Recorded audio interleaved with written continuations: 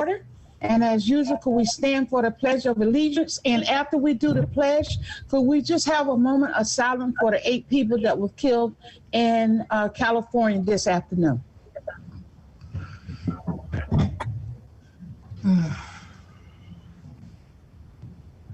I pledge allegiance to the flag of the United States of America, to the which it stands, one nation, under God, indivisible, with liberty and justice for all. Could we stand for a moment of silence for the 8 people that was killed in California this afternoon, please?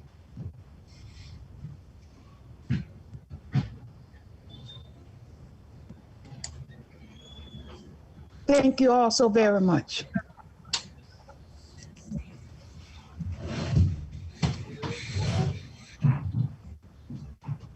Kate, will you do roll call, please? Of course. Joe Britton. Present. Rachel Chalesky. here. Kate Canetta, here. Addis Cooper. Here. Lauren Daly. Here. Joe DeSilva. Here. Catherine Hodgson. Catherine, are you on? Oh, she's in the waiting room. Hold on one second. She'll be Thank right. you, Kara. Yeah. Really. Rich Janelli. Here. Kathy Molinaro is absent this evening. Al Russo. Here. Amy Spolino. Here. Okay. And Catherine is joining right now. Okay. Thank you. Sorry, I'm getting thrown off. No problem. So we mark Catherine present, okay? So thank you all so very much. Dr. Sayre, we want to start with the recognitions. Yes, I believe all the principals are here. They're doing the hockey. Hockey first? Dr. Sayre, yes, hockey recognition first. Okay, well, we have some champions with us today. And we're really pleased to have them here, and a parent who has been helping us throughout with these youngsters. As you know, it is a club, and they really do a lot of it on their own. The skating time becomes very challenging. These youngsters have been together a long, long time, and we wanted to have them here to congratulate them, and the parents for their participation, and the gentleman helping us with the program. So, Chip, are you here? I'm here, Dr. Sal. Can you kind of give the board the background and recognize Sure. the coaches, please? Sure. Good evening. The boys we're going to honor, coaches that we're going to recognize tonight, are part of what's called the BBD. It's a 3-town ice hockey team that competes in the SWC conference and the SEC conference. This year, the boys won a championship by beating Newtown/New Fairfield 4-1 and finished the season with a 14-2 record and ranked number 4 in the state in Class 3. They had an outstanding year, and we're very proud of these young men. I'd like to start by introducing our coaches. We have Andy Kurjaka. Coach Kurjaka, could you just say hello so people could see you? Hello, good evening. I know I saw you there. Okay, then we have Coach Campbell. Okay, there's Andy. Coach, wave, let everybody see you. All right, Coach. Coach Campbell, Mike Campbell. I'd like to introduce Coach Castellano, and if Coach Castellano's on, he has a plaque that we can show the board. The boys won. Let's see. I don't know if it's here. Okay, first time we're doing an award program on Zoom, folks, so we'll get it right. And head coach Rusty Graniker is here. Coach Graniker may not be here because his son, his son is having a baby, or his wife is having a baby tonight, so we don't know if he's here, but he sends his wishes. Our boys, these are DHS boys. These are the boys that were part of the tri-team. Alex Nunez is a junior. Kana Sternovit is a sophomore. Ryan Turner is a junior. Louis Alfidi is a junior, and Louis was an all-conference player. Brian Merrill. Brian is a senior. Brian was the winner of the state Hobie Baker Award, which is for outstanding character of a high school hockey player. Aiden Garvey. Aiden, I can see you there. He was our leadership winner of the hockey team. We have Anthony Britton, grade 12. He was the high school sportsmanship award winner, and he was an all-conference player. We have Spencer Abrams, who's grade 12, all-state player and an all-conference player. And Kyle Bowler, it's a young man, he's a senior. Kyle was the Connecticut State Player of the Year, and all-state player, and our high school scholar athlete. Congratulations, gentlemen and coaches, on an outstanding season. I'm very proud of you.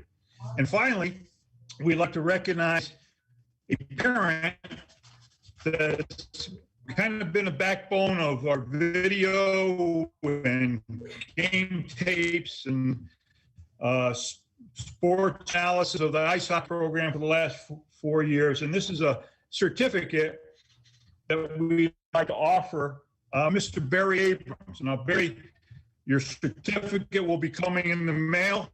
It's hard to do this by Zoom, but we'll be sending it to you, but I'll read it to you. Present it to Barry Abrams. He's a parent. On behalf of the Danbury Board of Education, Superintendent Dr. Sal Pasquarella, and Board Chairperson Gladys Cooper, we thank you for the incredible effort put forth as the videographer for the BBD ice hockey team for the past 4 years. Your tireless efforts to live stream games, provide commentary, and serve as a link for those watching from home were exceptional and very much appreciated, Barry. We thank you. Your selfless efforts to provide the players with video clips, game tapes allowed them to look back and make improvements on their game. In addition, the time you spent editing films, sending highlights, putting together audio files for the seniors is extraordinary. We thank you again, Mr. Abrams, for your dedication and efforts for the BBD ice hockey players and coaches. Thank you very much. And board, that's we're recognizing our senior ice hockey players and champions. Thank you, Dr. Sal. Well, thank you. Would the coach want to say anything? Coach, I could see you there. How you doing, Coach? I'm doing well. It was good, Kara? Yep, I said I was doing well. It was a very easy team to coach this year. I was very privileged to coach them. They're a great bunch of boys, and we're looking forward to next year as well. Thank you very much for the recognition this year. Well deserved, and thank you. How about that little guy behind you, future hockey player there? We hope so. We hope so. Oh, thank you. Chip, anyone else? Are we good? Well, I have some good news that Coach Rusty is a grandfather, and they had a baby boy. We got them all, Mr. Dr. Sal, got them all. Got him. All right, congratulations. Well, I don't know if any boards have any comments. All right, Coach.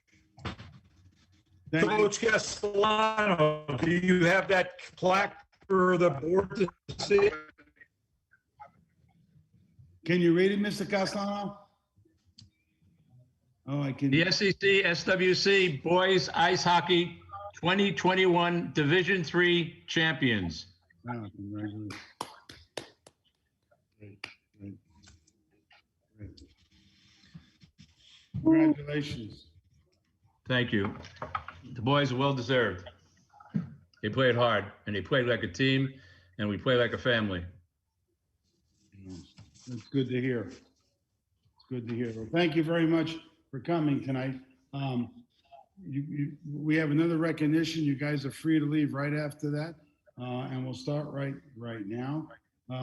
The Superintendent Association recognizes students each year, and for their leadership, contribution to the schools, their citizenship, and their overall effectiveness as being a student at their school. So we will start with let me go down my list here so I don't. We will start with with Broadview tonight. Dr. Thomas. Yay. Once again, as a principal, you don't want to give us an opportunity to brag about our students, but since you gave it.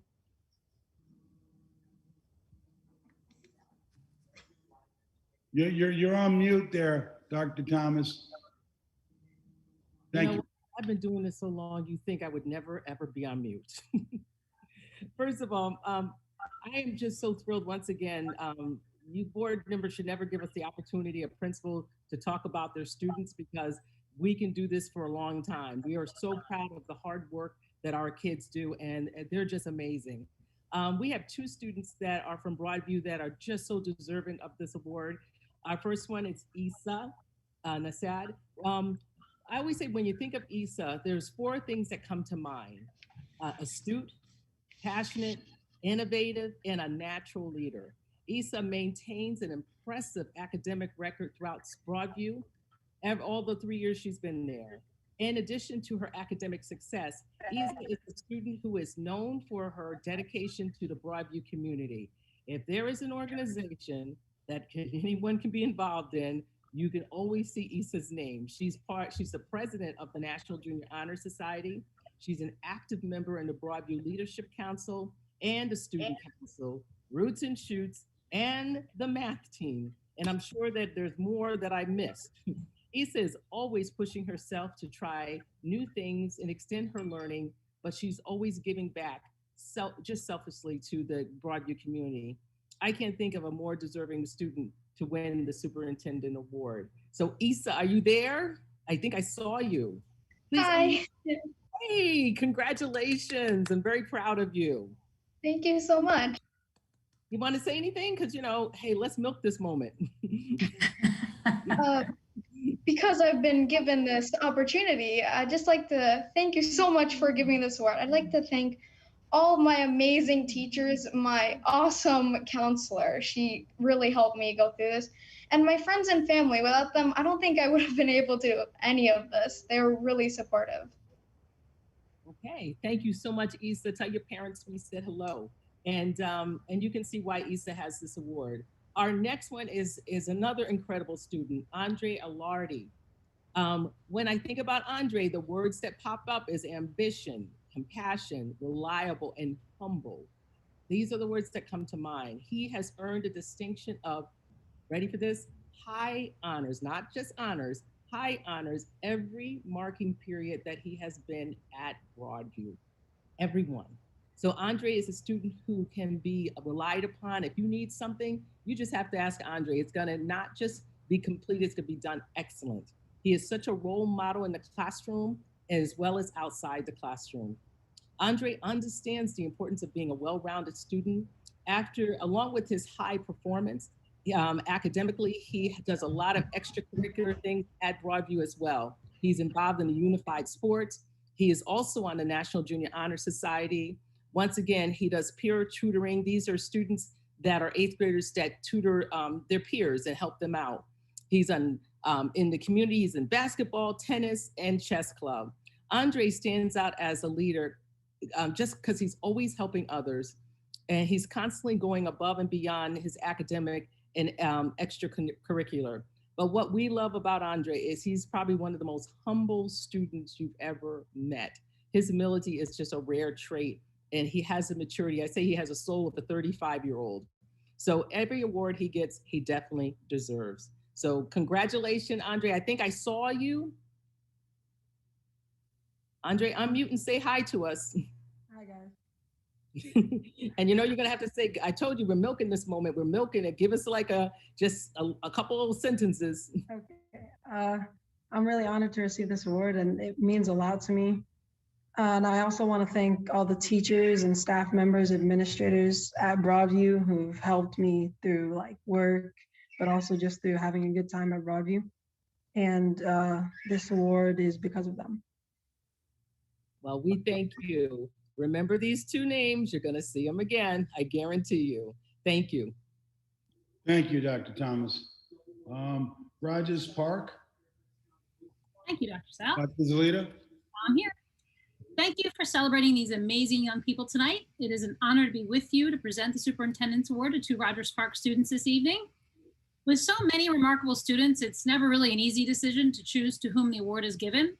And in considering the criteria of community service and service to others, academic prowess relative to their ability, and leadership service to the school community, we've chosen Alani DeJesus and Alexis Johnson. Over the past few years, Alexis has worked hard to get where she is now. She's an honor roll student and National Junior Honor Society president.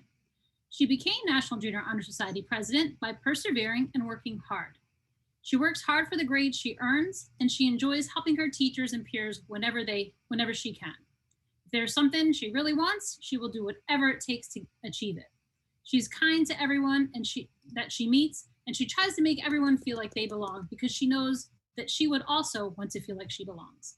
She prides herself on her ability to push herself to make sure she's always doing the best she can. So congratulations, Alexis, and if you could unmute and say hello so that everyone can see you. Hi, thank you so much. This is such a big honor. I couldn't have done it without every person at Rogers Park. They helped me so much to get where I am today. Thank you, Alexis. And Alani is also an exceptional student. Her grades in the past and currently consist of A+ through B-. She has made the honor roll 2 times in the 6th and 7th grade, and in 8th grade received high honor roll. In 6th and 7th grade, before COVID, she was also a participant in track and field. In 8th grade, she now participates in 4 of our extracurricular activities: robotics, student ambassador, Act for Change, and Girls Who Code. Lastly, she's a very reflective student who shares openly that even while struggling with her own issues, like testing positive for COVID, depression and anxiety, and other things, she has managed to push through, and not once has she complained. She accepts and has completed every challenge with a positive attitude. She spends a lot of time and dedication to all her work and projects, whether working by herself or working with peers. She is the friend that will gladly drop anything and everything for others, no matter what, in order to help. Congratulations, Alani. Please also unmute so that we can see you. I'm very honored to receive this award, and I wouldn't be able to do this without all the help from the staff and teachers at Rogers Park, who has pushed me to be my best. Thank you, and thank to both girls' parents and families for supporting them in our school. Best of luck, girls, next year and in all your future endeavors. Thank you, Dr. Zlita. Next, we have Westside Middle, Dr. Labanca.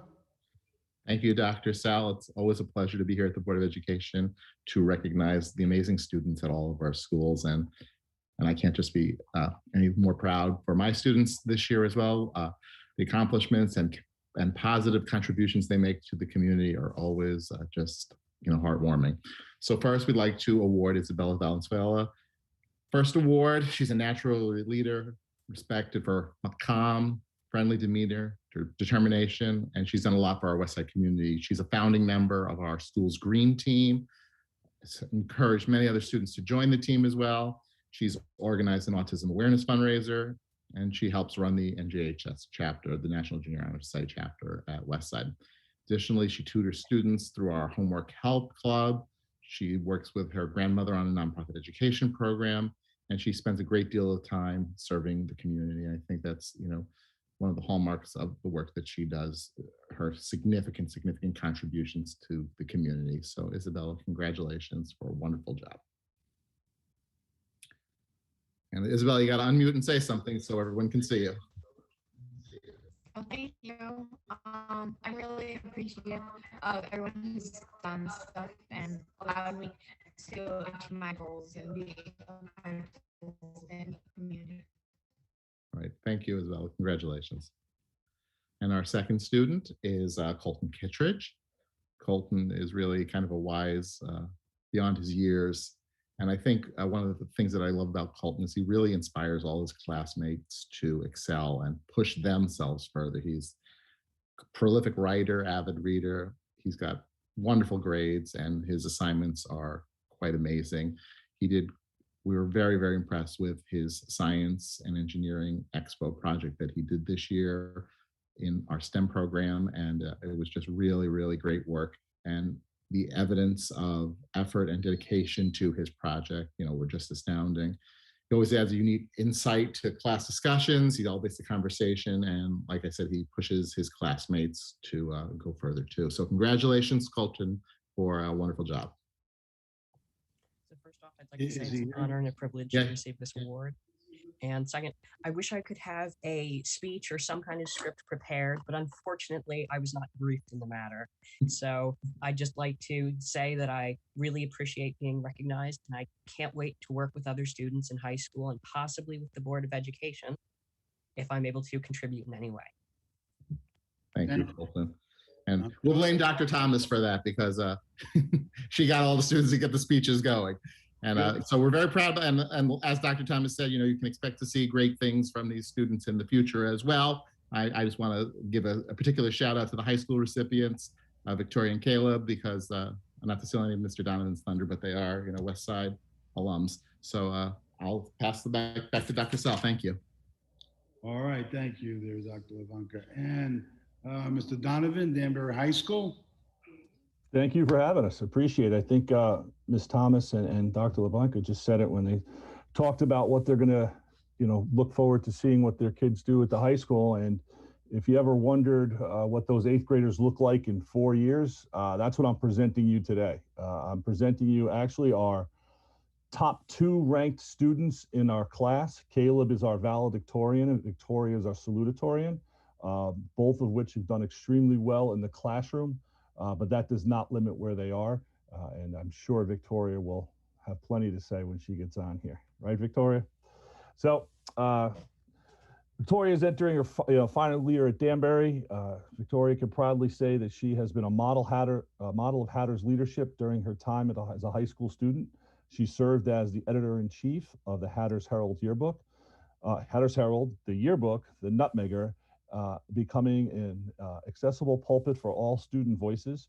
She continues her legacy as an award-winning student journalist, writing for the local newspaper about societal conflicts of peer concern. She was the president of the National English Honor Society, the National Math Honor Society, Model UN, and Video Production Club. And she also worked outside the school as an educational ambassador for the Ambezi program and a board member for the National Youth Volunteer Corps. Victoria has dedicated days and nights to servicing her community out of love for the rich culture of her city. While she will miss her role as a Hatter greatly and aspire to honor her roots, she will set forth out becoming a promising young woman in a world wrapped with opportunity. Victoria, as you unmute and accept this award, can you please tell everyone your college decision and where you're going? Hi, I'm Victoria. Thank you so much. And I'm going to university to study political science, international comparative studies. And I just want to say to all the little 8th graders out there right now, I was in your shoes just a couple years ago, really dedicated to middle school and extracurriculars. My connection is unstable. But continuing on and continuing to persevere and put that level of dedication and passion into your high school experience is ultimately what leads to a successful future. So I wish you all the best of luck, and I want to thank everyone for helping me along the way. We didn't hear which university you were attending. It was muted. Oh, Duke University. Oh, congratulations. Okay. Terrific. Thank you. Next up is our class valedictorian. Caleb Schissel is a lifelong Danbury resident who attended King Street, West Side, and Danbury High School.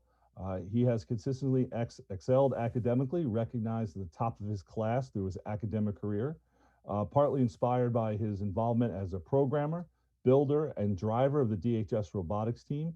He intends to study biomedical engineering in his pursuit to find a cure for type 1 diabetes, a condition he has lived with since he was 3.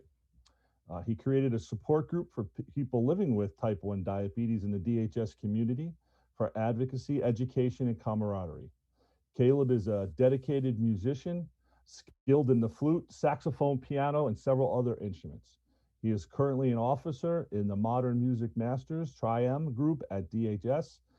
He is also a decorated dancer and choreographer and volunteers his time to teach and inspire others. Caleb, how about telling us where you're going as you accept this award as well? He's not here today. What? But he had a prior commitment, but he's in Cornell University, and he just wanted to say thank you to everyone. Thank you, Victoria. Appreciate it. So, Dr. Sal, we have one going to Duke and one going to Cornell. Yeah, wonderful. It's a commentary to the faculty right from the beginning, right through elementary, middle, and high school. Great work. Tell them congratulations, Victoria, from us. Thank you very much. And good luck to you in Duke, at Duke. We have John Weber. Usually the principal will assign his homeroom teachers. So I don't know who's here, but I'll let you guys start. Alternative Center for Excellence. Go ahead. Hi, Oh, Ms. Armstrong, how are you? it's me. My student tonight is Brian Galarzo Valverde, and he is, we're happy to recommend him for and have him receive this award. Brian is a resource to himself, to his family, to his friends, to his community, and to his country. The pandemic was a big problem for a lot of our kids, but Brian seemed to excel. Not only did he keep his grades up and he's graduating with a 3.4 GPA, but he also helped his little sister every day so that she could make it through her studies in elementary school before he decided he needed to take a job and help his family through the pandemic. Brian now works at a local grocery store. But more importantly, Brian has recognized his value and his gifts. And Brian has decided, he went to Naugatuck Valley for the second semester from January to June. He took 3 classes. He had 2 A's and 2 B and a B+. So he did really well his first semester in college, and he's looking forward to his second semester in college at Naugatuck. But more importantly, Brian in the last month has been sworn into the National Guard. He's only 17 years old. Tonight, I'm hoping he's still here. He was supposed to meet with his recruiter. He did his first weekend of drills last weekend. And tonight he's put off going for more drills until 7:30 so he could be here for this award ceremony.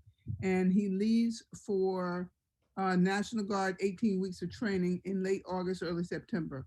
So I present to you a kid who has really embraced the American dream, Brian Galarza Valverde. I don't know if Brian is here still. Are you still here, Brian? Yeah, I'm right here. I just Okay. want to thank you for this award and everyone at Staff and ACE for supporting me through this journey. Turn on your camera so Even they when I can wasn't see you. there.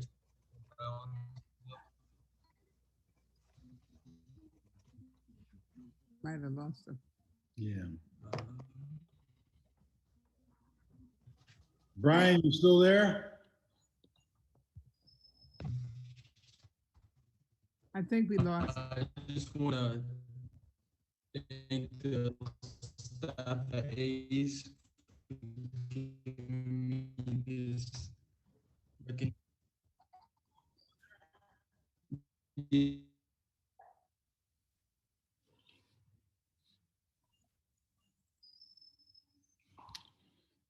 I don't know if Ms. Armstrong, are you frozen?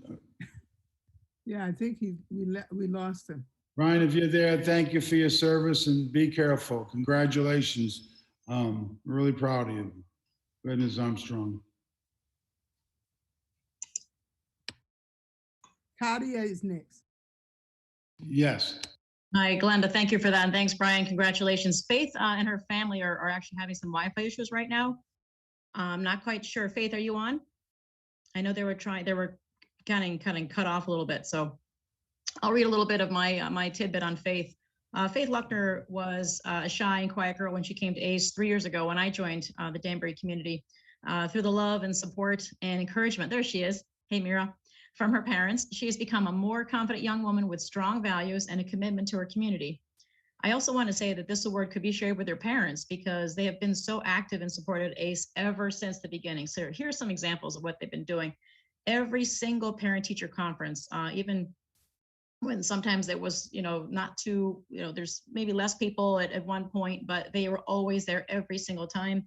Every single fundraiser that we do with the community, whether it's the Breakfast with the Great Pumpkin, the ACE Thanksgiving Feast, the Danbury Community, Breakfast with Santa, et cetera.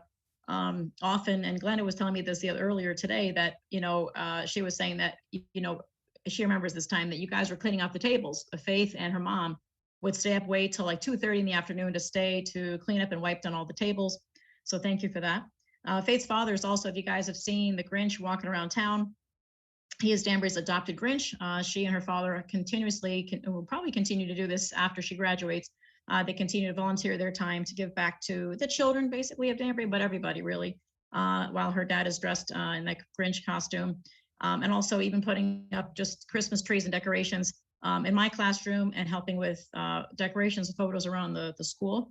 Definitely your parents are hands-on. So again, it's for Faith, but again, I really want you guys to know that her parents are so supportive of us, and we're going to miss her. And we hope to still see you guys come back to the school after she graduates, because you're like our honorary parents. So thank you so much.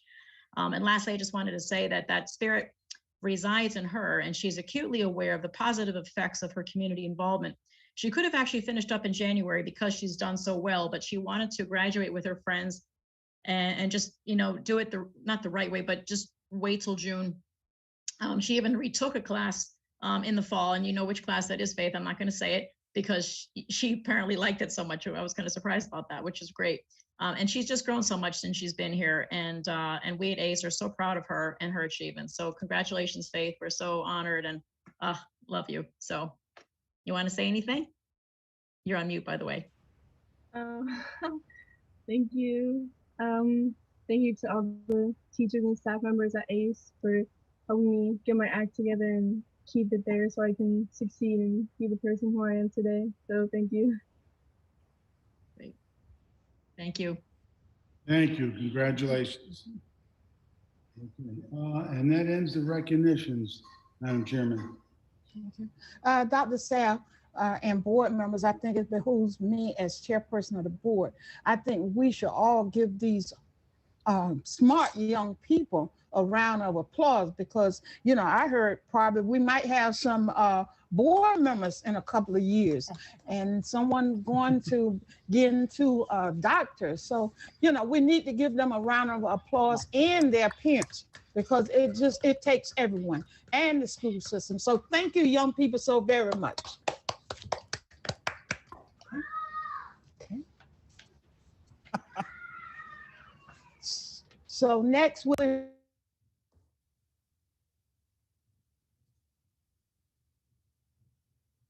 Gladys, she cut out on mute there. Yeah. Kate, after you do the strip for public participation, then Carol will come and do the comment section. Okay. The board welcomes public participation and asks that comments be limited to 3 minutes. The public may offer objective comments of school operations and programs that concern them. The board will not permit any expression of personal complaints or defamatory comments about Board of Education personnel and students, nor against any person connected with the Danbury Public School System. Due to the unique nature of the COVID-19 crisis and the limitations of technology, members of the public who are Danbury residents are invited to send brief comments and questions via email in advance to dps_public_boe@danbury.k12.ct.us. Thank you, Kate. Okay, yes, we have 3 public participations. First one is from Dennis McCauley. First, I wish to express my admiration for Danbury educators, heroes during the pandemic, and my appreciation for you school board volunteers whose good citizenship is better described as practical patriotism. The top domestic priority for our nation should be social justice. If we do not do better at giving every person the opportunity to achieve the American dream, the very fabric of our society is at risk. This is what social justice should be. This is why social justice should be an important selection criteria during the superintendent search.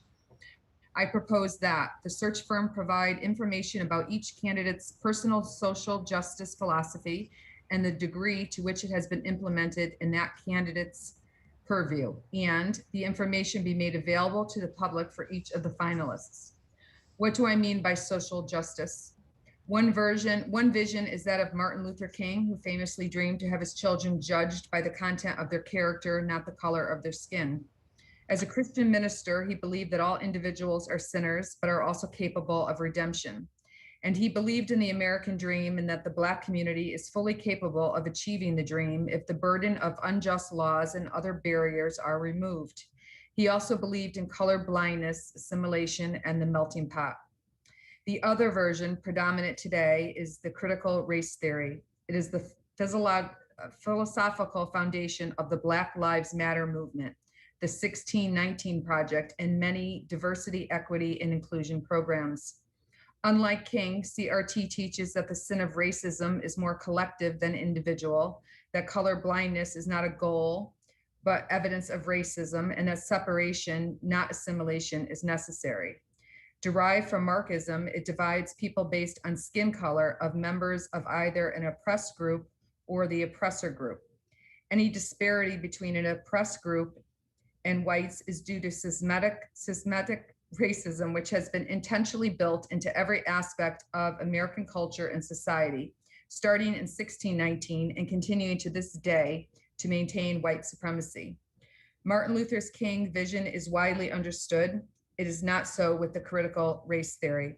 I ask each person involved in the superintendent search to learn about CRT, whether King's vision or CRT is more likely to help disadvantaged communities, and base his or her superintendent choice on that decision. For me and for my many Black intellectuals, that choice would be easy. At its core, CRT principles are neo-racist, incompatible with the Western liberal democracy, and potentially catastrophic for people of color. The Danbury school system should hire a superintendent who rejects the principles of CRT, regardless of what they are named, and embrace the optimistic, Christian, and pro-American principles of Martin Luther King. Thank you, Dennis McCauley. The second submittal is from Kathy Snow. Good evening. I was happy to hear that the June Board of Education meeting will be in person. I was hoping the public would be allowed to attend also, up to the maximum capacity allowed. Can this be clarified? And the third submission is from Dana and Tom O'Rourke. Dear Board of Education members, my name is Dana O'Rourke, and I'm the outgoing president of the DHS PTO, as well as the outgoing president of the DHS Priest Club, Booster Club for the boys lacrosse teams. In both of these positions, I've had the pleasure of working with the administration of Danbury High School, as well as some Board of Education members. I would like to let everyone know about Blue and Orange Week, beginning 6/3, June 3rd, and continuing through June 10th. Show us your blue and orange that week. Show us your Hatters pride. I also want to take this opportunity to thank everyone that I've worked with. Mr. Donovan and his team have been instrumental in giving the class of 2020 and 2021 the best possible, 2020 and 21, the best year possible given the circumstances of this past year. A special thank you to Mr. Salvastrani and Mr. Donovan for always entertaining our organization's ideas and for never saying no. Instead of being a no, we can't do that administration, they have been a how can we do that administration. Thank you for your support as well. This year, our youngest son will be graduating. We'll be wrapping up almost 17 years as Danbury Public School parents. Thank you for educating our boys. I hope that the next school year will be more of a normal year for everyone. To Dr. Sal, congratulations on your retirement. Regards, Dana O'Rourke. And that concludes the public participation. Thank you so very much, Carol. Madam Chairman, if the students are here, they can leave if they wish. I just want to make an announcement.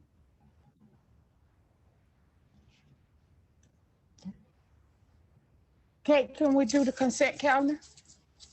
Certainly. I'll make a motion that the Board of Education approve the items on the consent calendar, exhibits 21-80 through 21-82 as recommended. Can I hear a second? Second. It's Joe, second. Okay.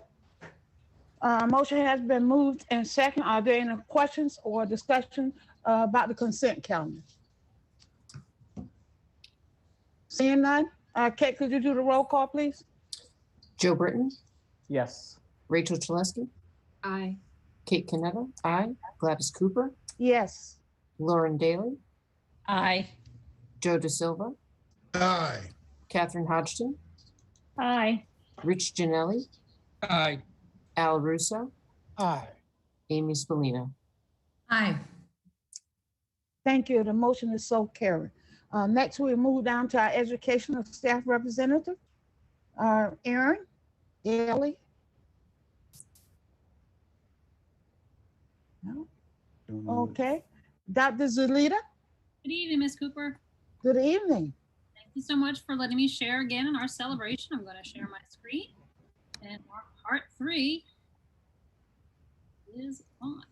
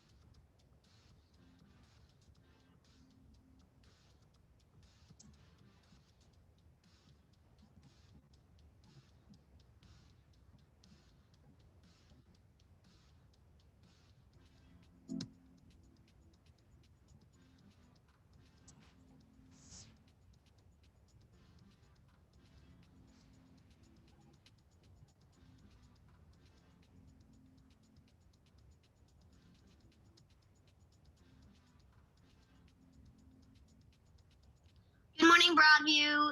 Today is Monday, May 24th, 2021, and I hope y'all had a great weekend. Bringing you your morning announcements by me, Gabriela Junio.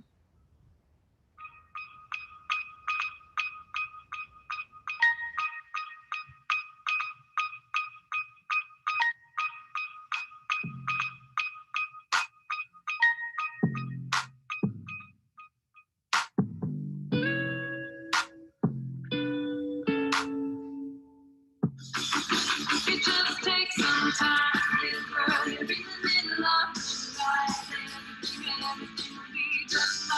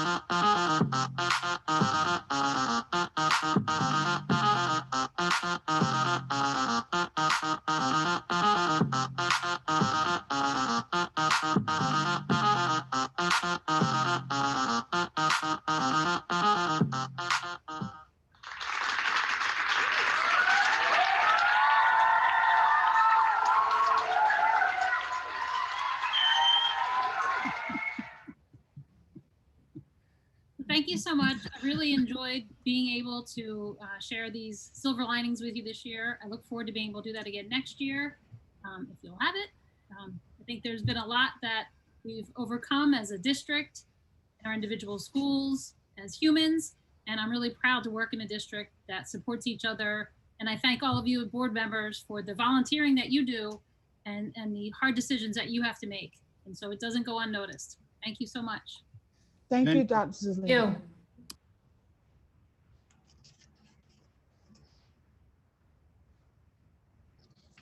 Next, we're going to move to our students. Are any of our students here tonight? Jake, Chris. Good evening, Board of Ed members, cabinet and community members. Thank you for allowing me to represent and speak on behalf of the Alternative Center for Excellence. Next Thursday, students will host our 18th annual coffee house on June 3rd. Students and staff will have the opportunity to share their creativity through reading original poetry, musical performances, and artwork. The ACE graduation ceremony will take place on Wednesday, June 8th at Broadview Auditorium at 3 p.m. The event will allow each student to bring 4 guests. For those not in attendance, the graduation ceremony will be viewable on the Alternative Center for Excellence YouTube channel. The ACE Humanities Department successfully administered our humanities benchmarks the week of May 17th to May 21st. A special thanks to Joanne Tolles, Daniela Esposito, Melissa Lasky, Kyle Tricola, and Rob Melillo for all of your efforts to ensure that this endeavor was a success.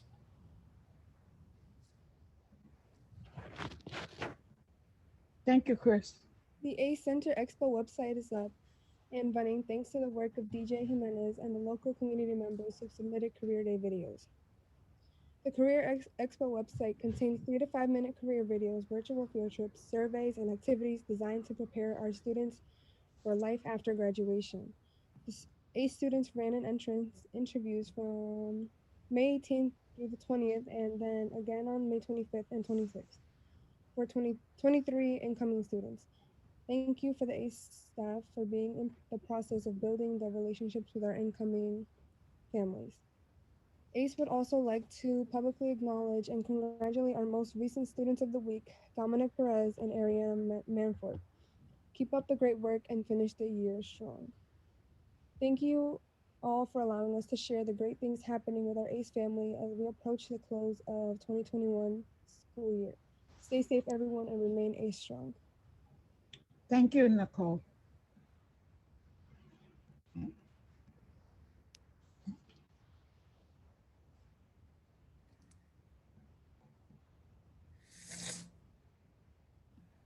So we're going to move on down the agenda. Action item A, Amy. Thank you. Before we get to the adopting the portrait of a graduate vote, I had something that I wanted to bring up for all of us. I was a part of the coalition for the POG for 18 months. I was honored to be a part of it. And our goal, I'm just going to quickly review, was to develop the skills, knowledge, and dispositions valued by schools and community, critical for college, career, and community life. That was actually stated in the workshop that we had last meeting. All students were at the center of every action and decision. And also included in the POG in our workshop a couple weeks ago was the equity and diversity statement. And in that equity and diversity statement, and you can all read it on the presentation, which is included in our agenda tonight. It's anyway, in the back. But it was, one of the statements was that the Danbury Public Schools is committed to identifying and correcting practices and policies that perpetuate the achievement gap and institutional racism in all forms in order to provide for all students the opportunity to succeed. That phrase, institutional racism, caught my attention. I'd heard it probably before, maybe, in all the POG work, but it really caught my attention last week. And also, I was very, I was surprised at the presentation from the team referred to as design of the margins. I had not heard of this part of the POG work. It could have been my own oversight. I did attend most meetings. Maybe I missed one when there was talk about this, but when that presentation was given 2 weeks ago for our workshop, I heard the word radical inclusion for equity.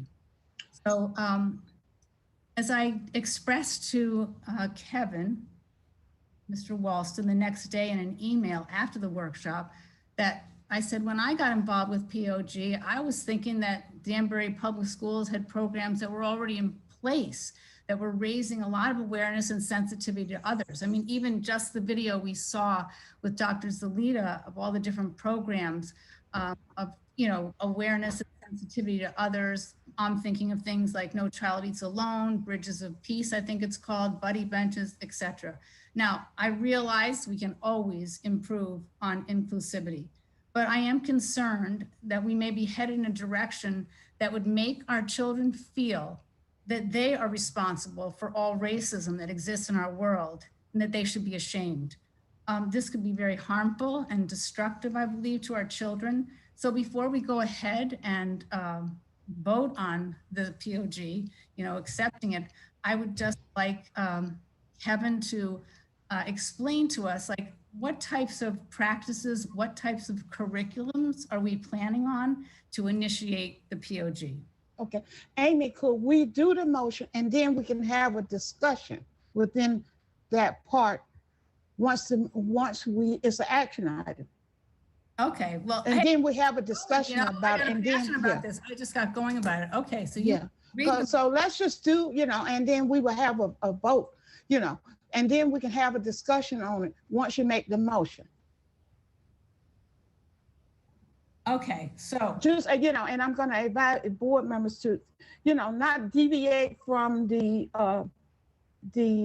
motion. Just read the motion that's on our script that's here to read for that particular item, and then we can have a discussion about it. Your support. Okay.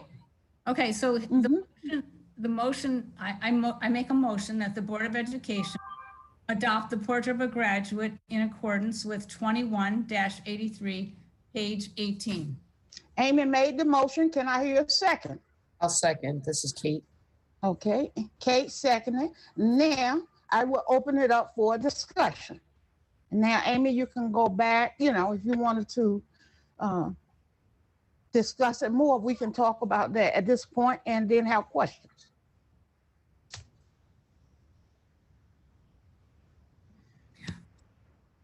I believe Amy did ask the question and was waiting for a response. Amy, is that correct? That's correct. Okay, Kevin, I think you're on, right? Or right? I know, maybe not. And this? He's on. Okay. I'm here. There you go, Kevin. Thank you. Hi, Amy. Good evening, everyone. So just going back to the Portrait of the Graduate presentation, and Amy, I believe part of your question is what does this mean for curriculum and some of our concrete next steps as a district.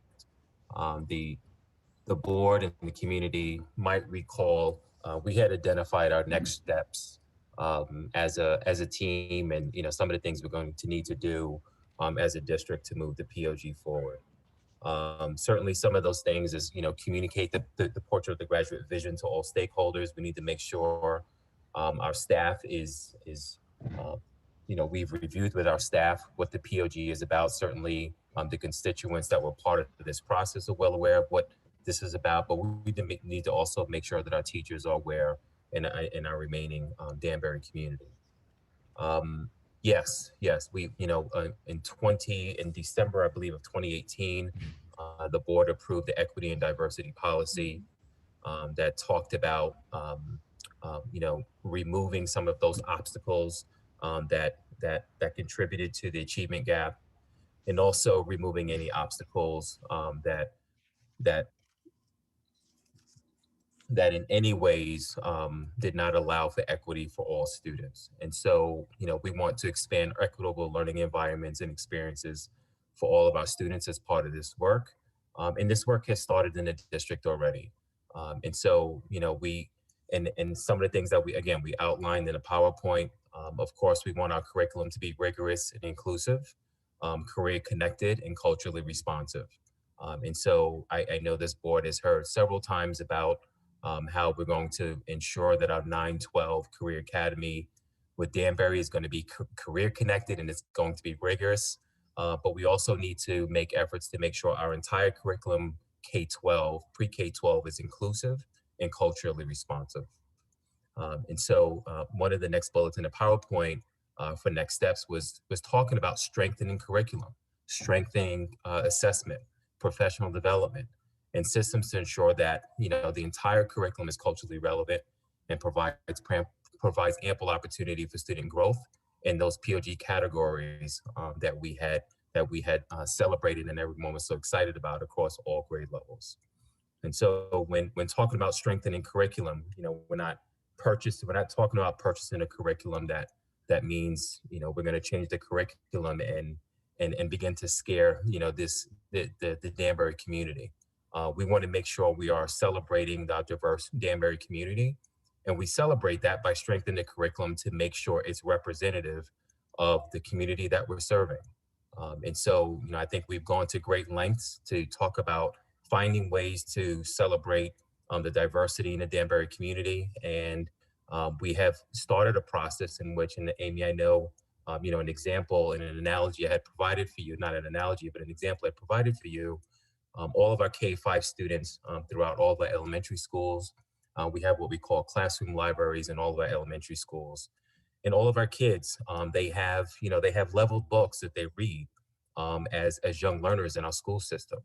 And so when our kids pick up books every day, we want to make sure that those books are not only representatives of their community, that they see characters and students and young people in those books that look like them, that are reminiscent of their own culture and background.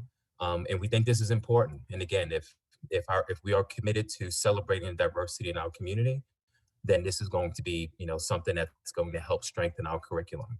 And we believe strongly that this helps all kids, right? And so making sure that we're not seeing characters from one background helps all students and all families so that we can all celebrate each other's cultures as we continue to develop and experience the Danbury school system.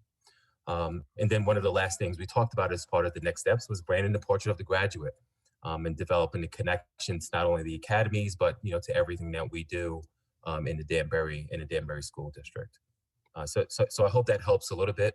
I know that you may have some more specific questions for me, but in terms of the curriculum adjustments, it's about strengthening the curriculum, and that's an example for K-5, certainly of what it could look like.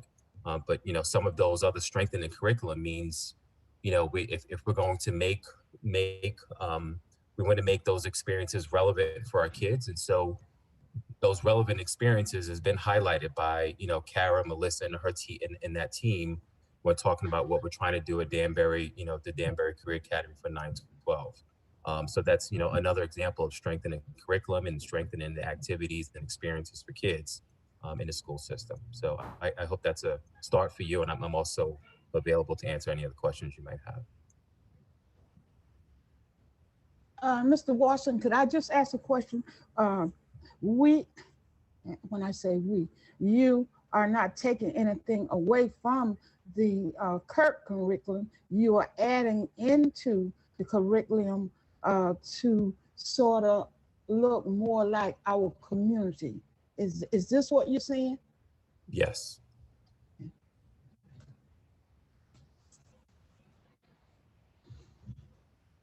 Inclusion, I guess. That was the word Yes. that I was looking for. Yes. Inclusion. Okay. I don't know if anyone else has any question, and I just, I'm just thinking about people thinking that we are taking away from the curriculum that's already in place. It's just to add into the curriculum of the diversity of Danbury. And, your team and group has been working on that for a while. So I don't know if anyone else have any questions. Yeah, I do. Yes, Rachel. Oh, thank you. Just to our public comment, there's a real concern out there as we see, certain movements sweep the country. So could anyone speak to Mr. Macaulay's comment, please? I think that's relevant to this. Well, Dr. Sale, there was a note that I think went out to him. I did not respond to him because I was trying to get some type of I was trying to really figure out in my head exactly where it was coming from. And to me, I felt like it was not appropriate to read tonight. Okay. And I think there could have been a different way to handle that. But again, we spoke to the lawyers, and I guess Dr. Sale and everything was okay. I just thought it should have came under a different heading to the board, but that's just me. So, Ms. Cooper, if I can just also add, the team, the portrait of the graduate committee, and then I remember sharing the excitement from our last meeting from the workshop, and the last thing I want to happen is this to dampen that excitement in any way, because a lot of work has been put into this. And so, typically as part of the superintendent reporting mechanisms, there are report outs, 3 times a year, 4 times a year. And frankly, this work is too important not to be continued and not to be shared with the public. And so, we celebrated this as a community portrait of the graduate. We would be more than happy to share the progress as we continue to move forward. We already have an action plan as a group on how we're moving forward. That this is only an effort to continue to strengthen the school system and celebrate the things that we've said is important.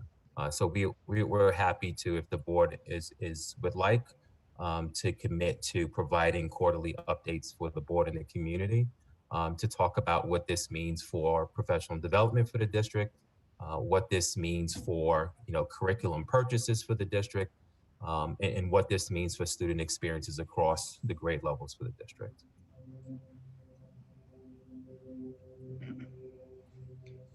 Mrs. Cooper, I have a question. Yes, Mr. Janelle. Yes, Kevin and Dr. Sal, to the point that Amy made with regard to reading the language, if the language required an explanation, is there a way that you feel you could adjust the language so it states what you explained and doesn't lead to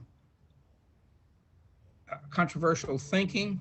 That is my question, number one. Number two, has the staff itself in Danbury been briefed on this, and what is their general acceptance and approval of this particular project? I know we have the authority to make policy and it gets followed, but this is a 2-year work, and like you said, it's very important. And to me, I'd like to know that the people that are doing the teaching really are committed to this and buying into this. And then thirdly, is there a logo, and I liked your idea of the North Star last week, that can depict what this particular project is, so when you do correspondence or presentations, there's a particular logo that represents it. That's basically it. Thank you. So Mr. Janelli, I'll take the last two, and I'll start there first. The logo piece, the branding has not been determined yet. The entire team has not gotten back together. We were trying to get through this process first, and we wanted to find a way to engage the school community before we determined the branding, and we wanted to find a way to kind of include the school community as part of that process. As part of the next steps, because if I heard your question correctly, you were asking, has the entire staff bought into this?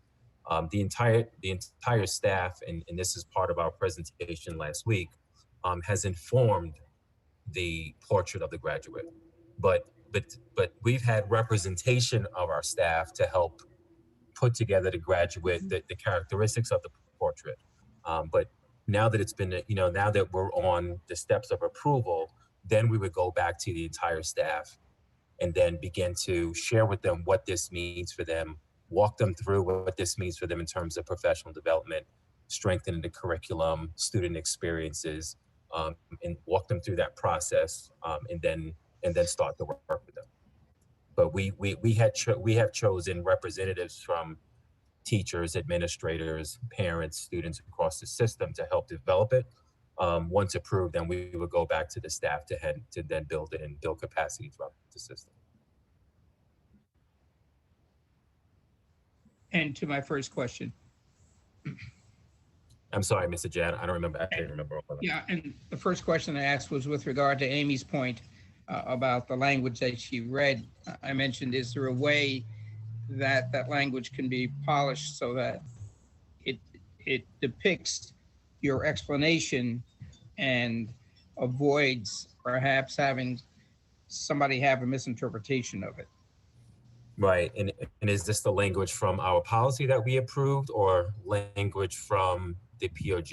And I'm not sure which language. From POG, Amy had read a segment that she said had bothered her. I don't recall the exact quote on it, but she could, if she's there, she could. Yes, I'm here. Yeah, From the equity, it was from the equity and diversity statement. Correcting practices and policies that perpetuate the achievement gap and institutional racism in all forms. The other part of what I was trying to get across also was about the design of margins, Kevin. Like I said, I hadn't really heard of that. Maybe that was my oversight. And I also just want to state right now in front of everyone that it was an honor to be on the POG coalition. And I was excited about it. I'm excited about it. You know, I think it's only going to push Danbury to an even higher level in all ways. But like I said about design of the margins, I hadn't heard of that evening, and there was some more of that radical include that kind of language, just what Mr. Giannelli is talking about right now, the language leading to controversial thinking. And I just, we know we have one particular person, parent, who, you know, the Dennis McCauley email that we heard tonight. And I just would like, I love this idea of the quarterly updates. I think that's awesome. That's excellent. But I think that, you know, it seems like nobody wants to talk about it here tonight. But I think that there is this feeling throughout our whole country. There's like a movement going on, and parents and the community are concerned about it. So I'm not trying to take anything away from the portrait of the graduate. I'm just trying to kind of give us you know, a heads up of what I felt after the workshop last 2 weeks ago. And as Mr. Giannelli just said, the language leading to controversial thinking. Right. So Mr. Giannelli and Amy, the statement is pulled from the board's approved policy.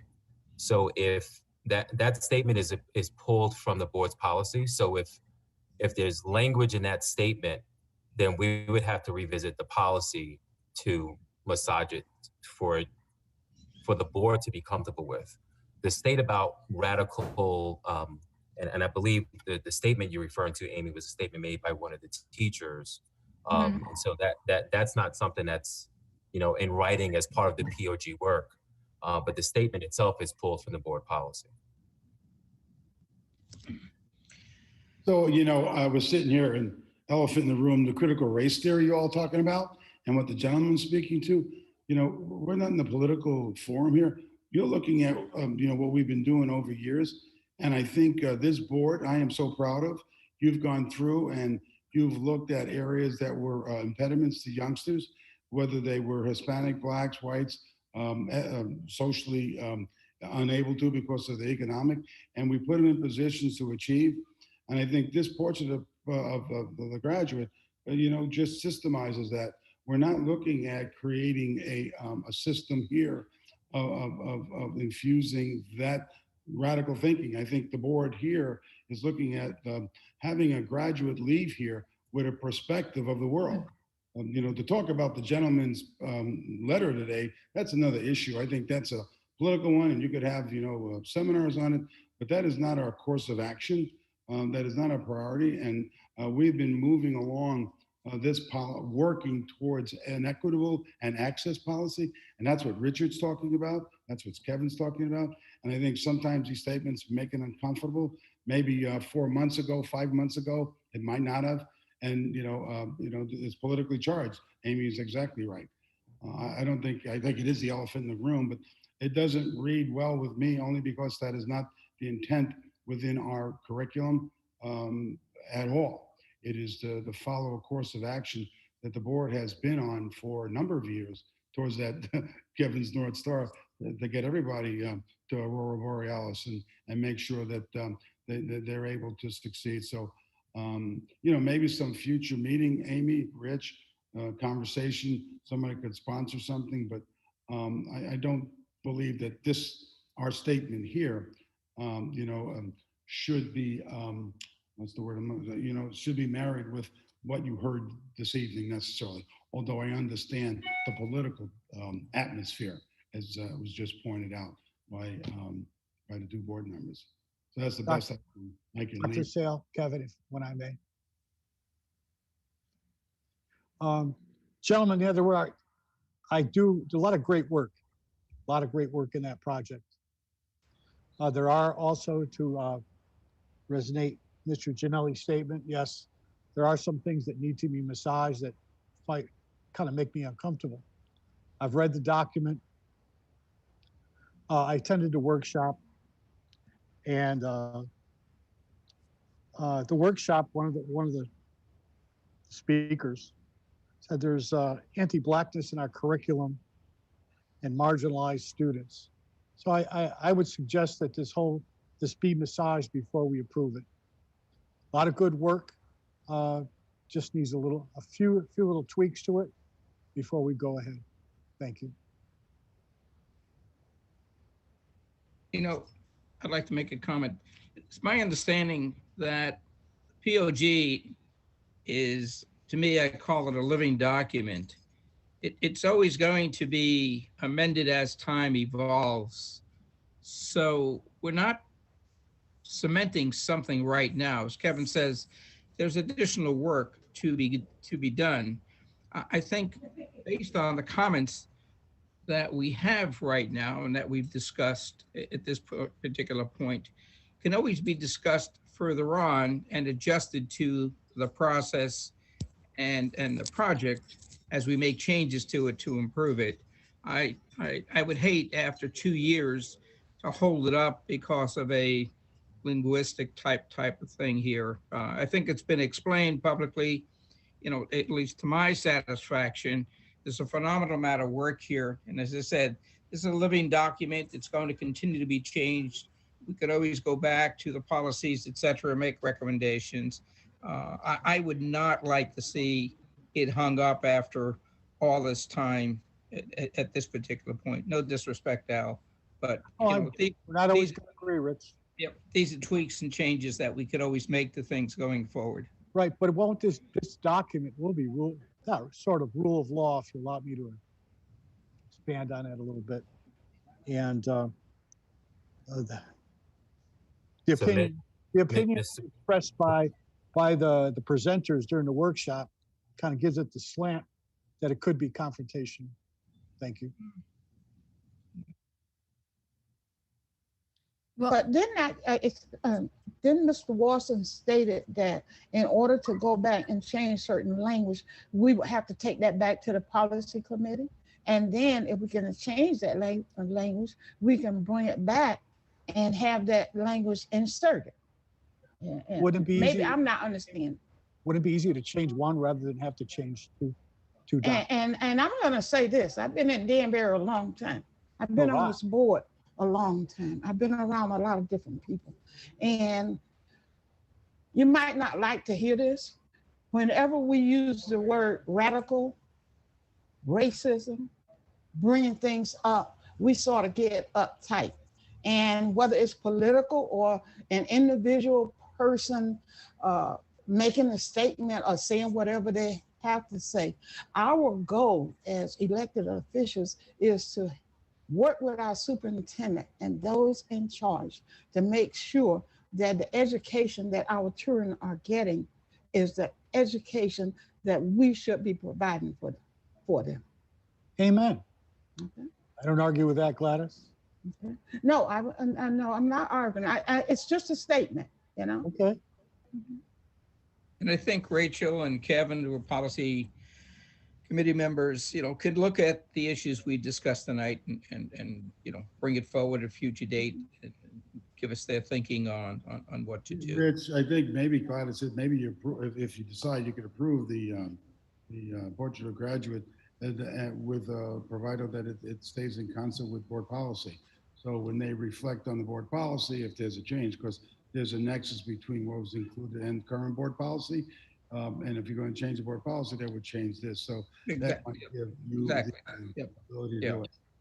That might be a way of doing it. Yep, exactly. Thank you. Madam Chair, if I may.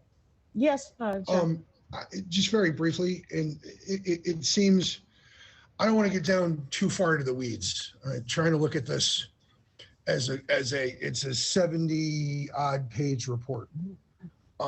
This is it's aspirational. It's a guideline. It's a set of goals and aspirations. Mm-hmm. It's not necessarily, it's not a script. It's not a checklist. It's not necessarily a paint by numbers or connect the dots. It's not, we have to do these things. It's not a set of criteria.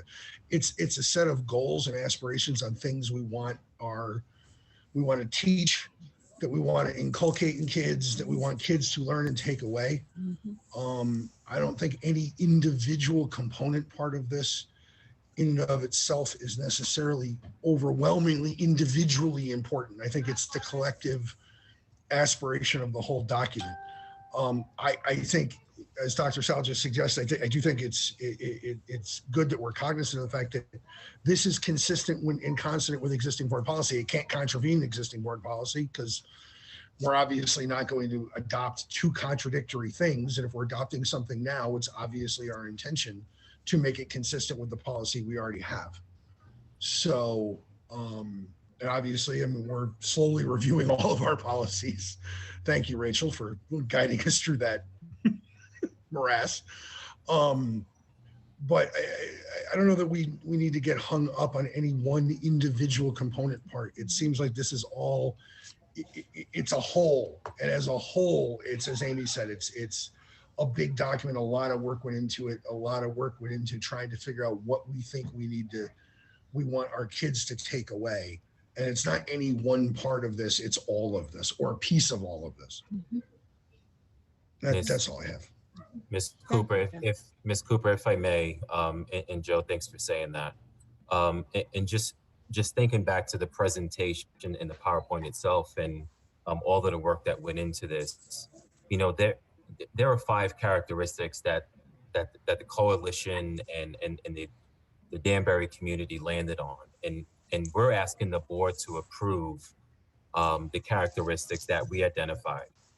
Danbury graduates will be advocates, collaborators, communicators, innovators, and learners.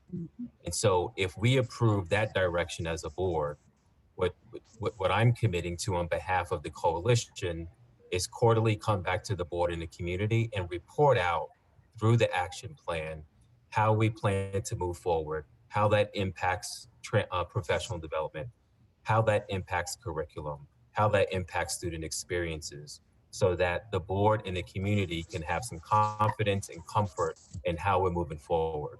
But we're not asking really for approval on anything else other than the characteristics and the aspirational nature of the power of the portrait of the graduate. That's the approval that we need tonight so that we can continue on with that work and then have the action plan available for the board and the community. Because again, as we had presented at the workshop, that we're positioning this as a Danbury portrait of the graduate, and we'd be happy to continue to update the board and the community on how this work will continue to unfold. Are there any other? Yes, I just want to say one more thing, please. Yes. Kevin, thank you so much. Dr. Sal, thank you so much. I just think it's important that, when something hits us and feels funny or not right, and we speak up about it.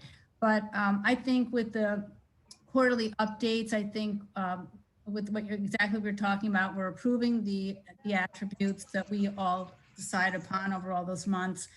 And with all that work, I also like what Dr. Sal said about that, you know, it's been a work in progress for even beyond the 18 months. It's something that Rachel had told me that she and Dr. Sal talked about 4 years ago or 3 years ago, you know, this portrait of a graduate in this direction and that we needed a more clear mission in Danbury and so on.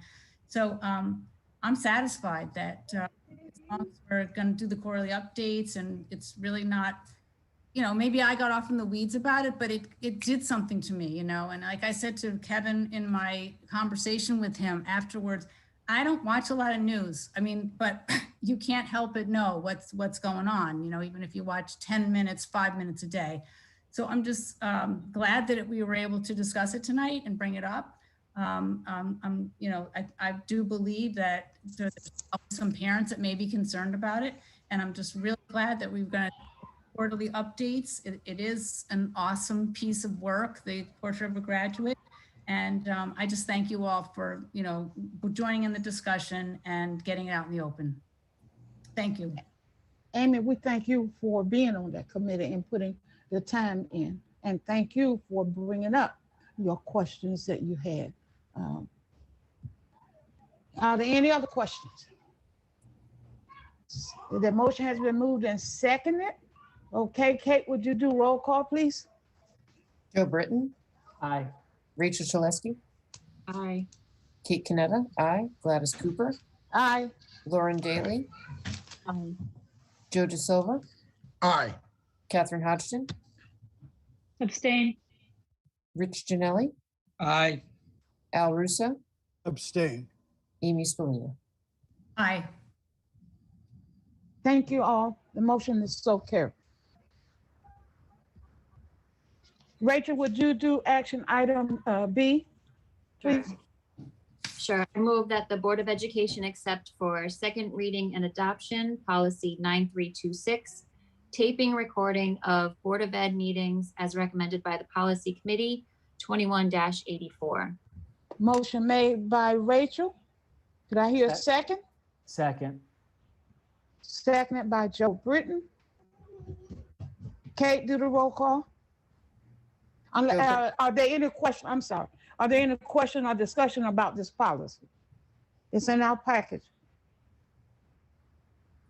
Okay. Now you can do the roll call. Kate, I'm sorry. No problem. Joe Britton. Aye. Rachel Chalesky. Aye. Kate Canetta. Aye. Gladys Cooper. Aye.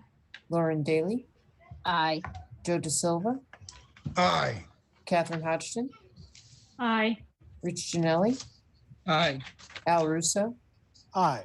Amy Spallina. Aye. Motion so carried. Joe Britton, would you do action item C? Certainly. I move that the Board of Education approve the submission of a request for proposals to the State Department of Education for program enhancement projects for adult education in accordance with 21-85. Second. There was Joe.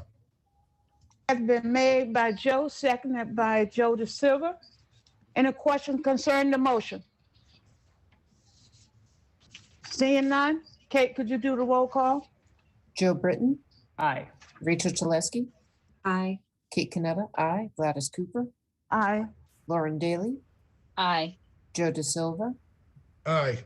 Catherine Hodgson. Aye. Rich Janelli. Aye. Al Russo. Aye. Amy Spallina. Aye. Thank you. The motion so carried. Catherine Hutchinson, would you do action item D, please?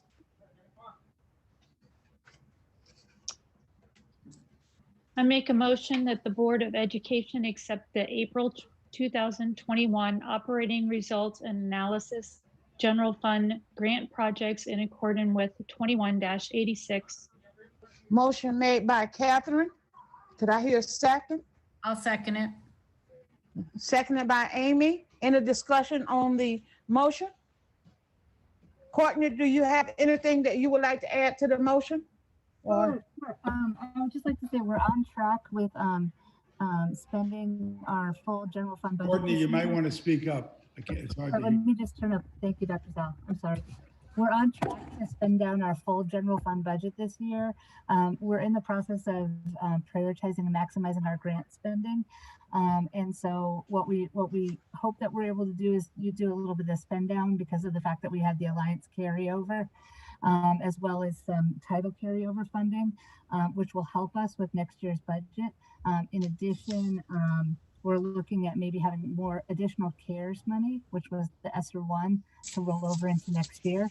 And we'll have a more definitive presentation on that to the board in about a month. But right now we're marrying the two systems together, and we're in the process of putting the detailed reports into the new financial system. And so we're able, for the first time ever, to do one full report that has all funding streams and funding sources all together at one point in time. So we're really excited about that, and we're excited about bringing that to you in the next board meeting officially. So you'll see on your grant report, there's a few funds that look as though they're over 100% expended, and you might have questions about that. That's because we've got a right size. You know, there's just a little bit more shifting that we have to do now that we have the two grant sources together. So for example, primary mental health, there's a little bit of expended money that needs to move.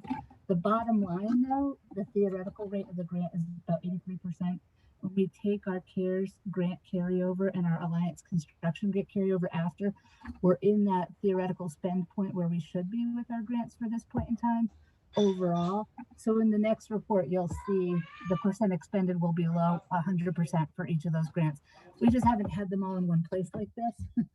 So, you know, and it looks like a big number. So for example, health and welfare, we truly did overspend that, and the Medicaid, we didn't draw down as much Medicaid. So that's going to shift into the general fund, but we're accounting for that.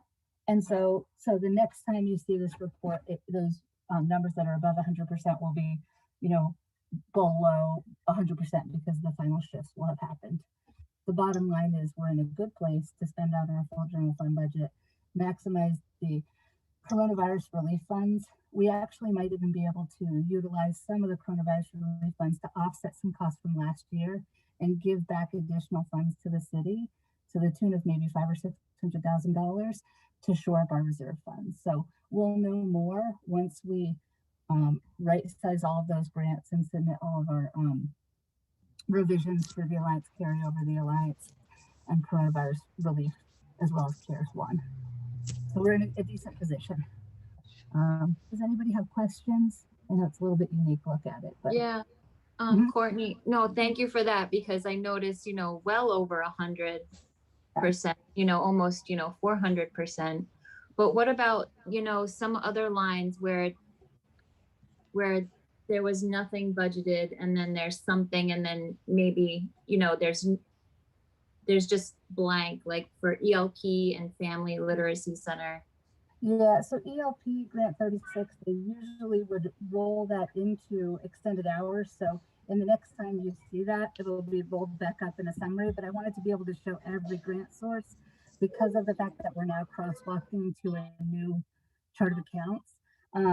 But the bottom line is that we're at 65% year to date expended and encumbered, and that our projected encumbrances are, 65% expended, and our projected is about 83% when you include both.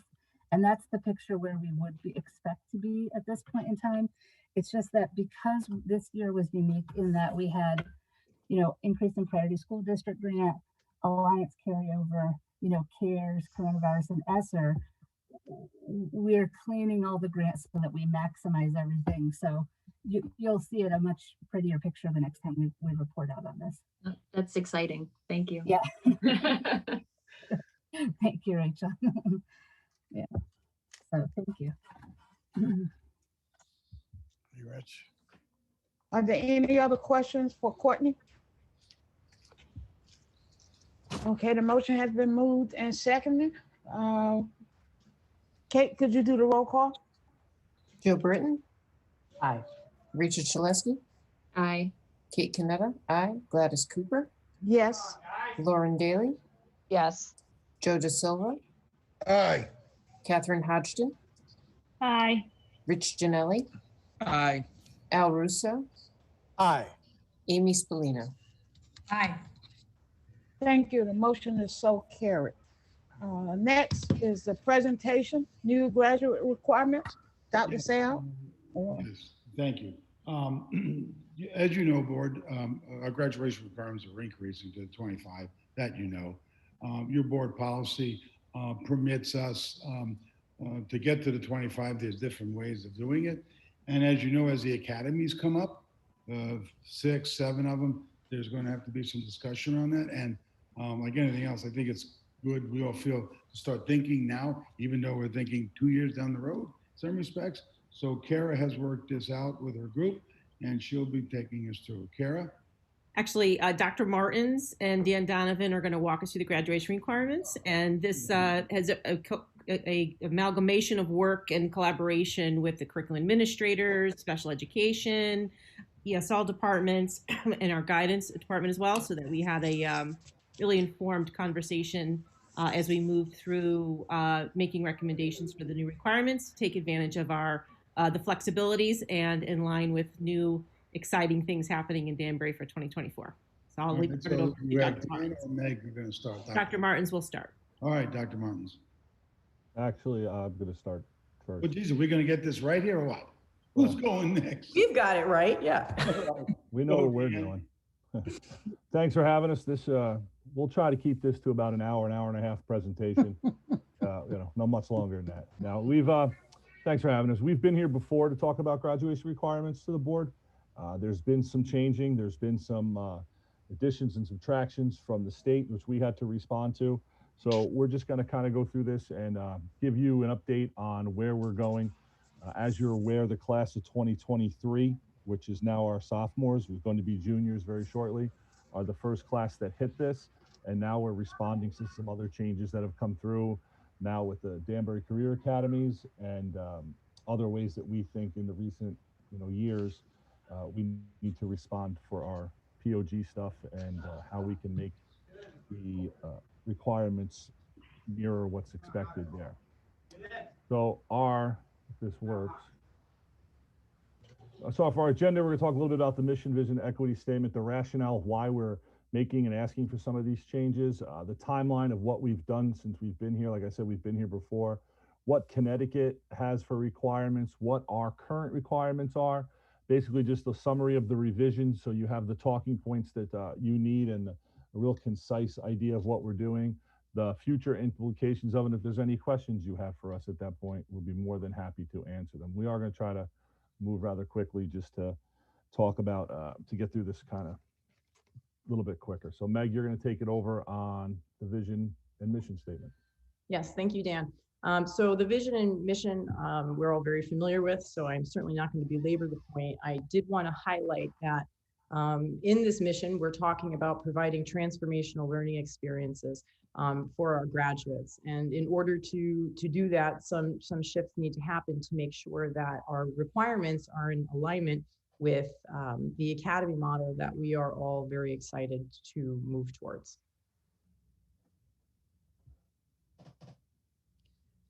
With everything that we've done, graduation requirements, portrait of the graduate, it has been in an effort to ensure that we have equitable learning opportunities for all of our students.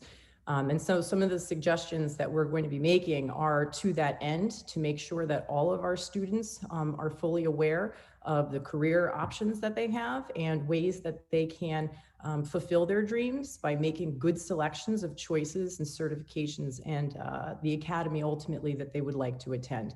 And so in order for us to make sure that we have space in the schedule for students to do some of these things, we will be making some suggestions that reflect that. In doing so, we start talking about the rationale for why we're doing these, as Meg mentioned. It's for positioning our students for the transformational experience that reflect back to the mission and vision.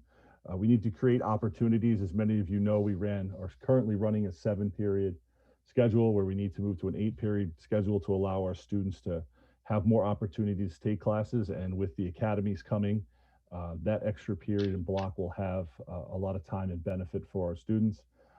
And we're going to ensure that all students have equitable access, realizing the portrait of the graduate, making sure that all of our students, all through K, all the way out through these academies, which is a changing experience in education, will have the growth that they need to be able to produce when they leave Danbury High School, whether it's career, whether it's college or the military, they can thrive in those situations. So in our timeline, back in June of 2010, revised the graduation requirements from passing with the class of 2015 to 21. In July of 17, we revised that to 25 credits because of the general statute that came out. It was also postponed for a couple of years. We came back to you in March of 2018, revised the graduation requirements again in response to the general statute, beginning with the class currently of 2023. And a big one for us was in 2019, the State Department announced teacher certification flexibility, and now that's driving our academy planning. It allows a little bit more freedoms. It takes into account the personal experiences of teachers, which is very helpful for us, especially in hard to find subjects like the CTE areas, which would be the tech eds and engineering pathways and things like that. Here's our current high school graduation requirements for the class of 2023 and beyond. 9 credits in humanities broken down into all of those. U.S. history and civics are still mandatory. All students need to take that in Danbury High School in order to graduate. STEM is 9 credits. You know, technology, engineering, and the math things. Even with math, Algebra 1, Geometry, and Algebra 2 are still required to take that. Wellness is 1 credit. Health and safety, 1 credit. The capstone project, which for the time being is going to be put into our civics course at the high school while we're developing these academies. And then once the academies are developed, it will fit into each academy with probably about 90% of the structure being the same across academies, but tailoring each project to the specific academy that they would be there. And then student choice is 3 credits, which requires you the total of 25 credits. It's important to understand that right now the class of 2021 that's graduating only needed 21 credits. So there's still going to be a need for staff because about half of our students graduate with 25 or more now, but half don't. So it's about 400 students that would need extra credits, whether it's just 1 more credit or 3 more credits. Each one of those takes up a seat. So there is a need for more staff members. Is this still me, Meg? Yeah. Okay. Humanities, 9.5 credits. English, 1, 2, 3, and 4. Advanced placements replaces those. 3 1/2 of social studies, as we talked about, including world studies. This is the current one, modern world, U.S. history, and advanced placements also can be taken there. Fine arts and 1 credit of humanities. STEM, this is the listings of all the courses, 3 credits in science. You need to take the bio and the chem. We have electives you could take after that, but bio and chemistry are needed. And then you could take 2 more credits in the science, technology, engineering, or math elective. Also, 1 credit in health, 1 credit in physical education, career and life skills, which is a business class, and 1/2 credit in personal finance. That we came to the board early on and said that everyone we spoke to in the business community, from students to parents, believe that having students aware of their own personal finance, simply from a checking book to what a 28% credit card can do to you when you try to buy something and it's at 28% finance charge, how that affects you. So we felt that putting in that 1/2 credit of personal finance is necessary. 1 world language credit, mastery place diploma, which is referred to as the capstone, which has changed a little, and then another one of student choice. So this is how it the class of 23 and beyond has to see it. Meg's going to go over the current ones continued, right? And here comes Meg with what's going to be for the class of 25 and beyond. And so in addition to the teacher certification flexibility, the state also changed some of the language. There used to be a career and life skills category in addition to humanities and STEM that no longer is required. And so what we are suggesting is to retain 4 years of English. Instead of English 4 as a required class, we would like to develop English courses in line with the certification pathways. Engineers write differently than poets. And so we think it's important that students have an opportunity to learn about communicating in the area that they are planning to pursue. We are looking to reduce the required prescribed number of courses in social studies from 3.5 to 2.5, which includes modern world, US, and civics. As Dan already indicated, the latter two are required by the state of Connecticut.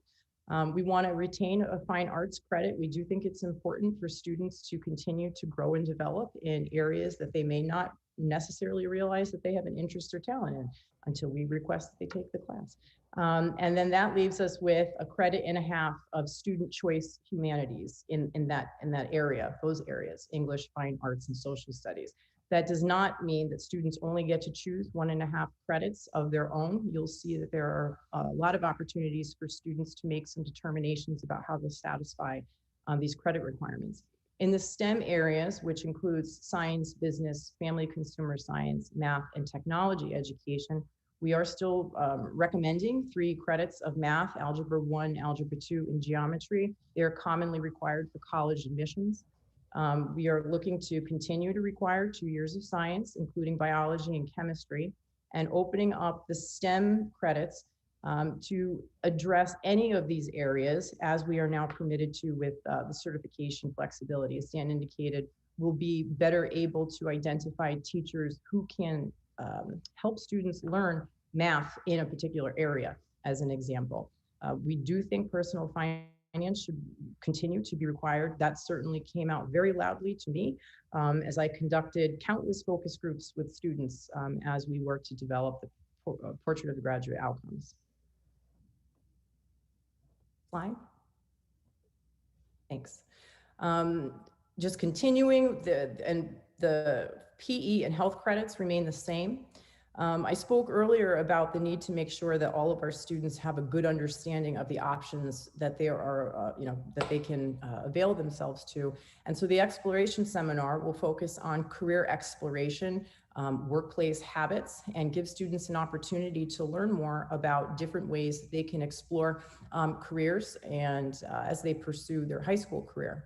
We are recommending 2 years of a world language, which is more in line with college admission requirements, but does not necessarily satisfy them. We do think that in our multicultural society, it's important for students to explore another language. And then students will be able to identify 1.5 credits in any of these categories, in addition to the earlier ones that are prescribed in the particular areas of STEM or humanities. So just in summary, the slide really sort of encapsulates the suggestions that we are making.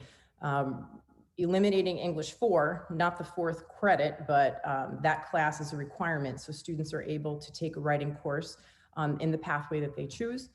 Eliminating world studies, so students have more choice in the humanities areas. We do think it's important for students to participate in one blended learning class. We are certainly not suggesting that this last year of hybrid and distance learning should be repeated, but I think that we have all learned that virtual tools are not going away, whether it's in college or in a job. And so we think it's important that students have some guided practice in high school and how to navigate that. We want to streamline the requirements in math and science so we can capitalize on the flexibility afforded to us now by the state, increasing world language to 2 years from 1 year, adding the exploration seminar so students are well informed, and connecting the capstone credit to pathway completion. So a few things are still hanging out there, but they're not items that we are ready to make any recommendations on at this point. What some places are doing is granting credit for middle school courses that are also offered at the high school level, such as Algebra 1 and a world language. So there may be room towards the future to look at how we can give students potentially credit for courses that they're taking in middle school, which would give them the opportunity to take more advanced level classes at the high school. We'd like to expand what we're currently doing with blended and virtual learning. Many of our students are looking to be dually enrolled in summer programs and college classes over the summer. And so we want to grow that. We don't want to have regulations that limit students availing themselves of learning opportunities outside of the high school. And then there are a number of potential capstone possibilities, industry credentials, the seal by literacy. And so as we continue planning, we'll continue learning about other ways students can demonstrate their knowledge via a capstone possibility. Well, if anybody has any questions for us, or if we didn't explain something, go right ahead. I have just, Dan, it's Joe DeSilva. How are you? Good, how you doing? Freely admit this is probably my own personal biases as somebody who has a bachelor's and master's in history and is horrified to remember the summer school I spent with Mr. Boccaccio, having him try to cram Algebra 2 into my head. What's the rationale for reducing a social studies and humanities requirement in a world where we're talking about the need for people to be better educated about civics, better educated about the world, and more participatory citizens? It seems like the wrong direction. Or am I missing something? And I may be missing something. It's not that it's eliminated. It's more that it allows student choice if they want to go into a different direction. And this is probably the number one thing that we struggled with when we started talking about taking courses. As Dr. Martins and Dr. Casimiro are both ex-social studies teachers back in the day, we went round and round with this. We felt, and I know Kara's going to jump in 2 seconds, but we're going to talk about how we wanted student choice as important in engaging students and the weight of that versus world history. U.S. history and civics have to stay, and we expected them to stay, but we had to make room for other choices to go through. Okay, thank you. I could just to add to that just a little bit, Dan did a great job with that. You know, we in social studies classes, regardless of the class, we teach discipline-specific thinking. Conversations and the framework for social studies will be found in all of those classes, but with students having a little bit more choice for students to pick the content areas that they want to engage in based on interest, we thought was very important. There's also some redundancy in the world studies curriculum at the middle school as well, so we felt that there was some coverage there in that area, and so that was a natural place to go to open things up for students so that they can explore some of the electives in the humanities. Thank you. Okay. Just a quick question. I noticed that you recommend in the proposed version one blended learning course, and you're recommending personal finance for that. What other options are available to students in that category? We haven't decided yet on what we're going to offer for those because there's a lot of impacts via the union and what courses we have. But through Edgenuity, we used to use a course called Credit Recovery, so for somewhat of acceleration, but Edgenuity has replaced that and offers a whole plethora of courses that we didn't have. So to just introduce them to this course, personal finance is a semester-based course. So we feel this might be a nice course just to introduce them into a blended learning. We are looking at Schoology and other things through the district through Kara. So with those, you know, most colleges have some sort of online course, so we're trying to prepare them for that right now. As we go through, as Dr. Martin said, we're looking to expand, you know, get out of the brick and mortar of the high school. We have a lot of students that go to work. We've noticed that now more than ever.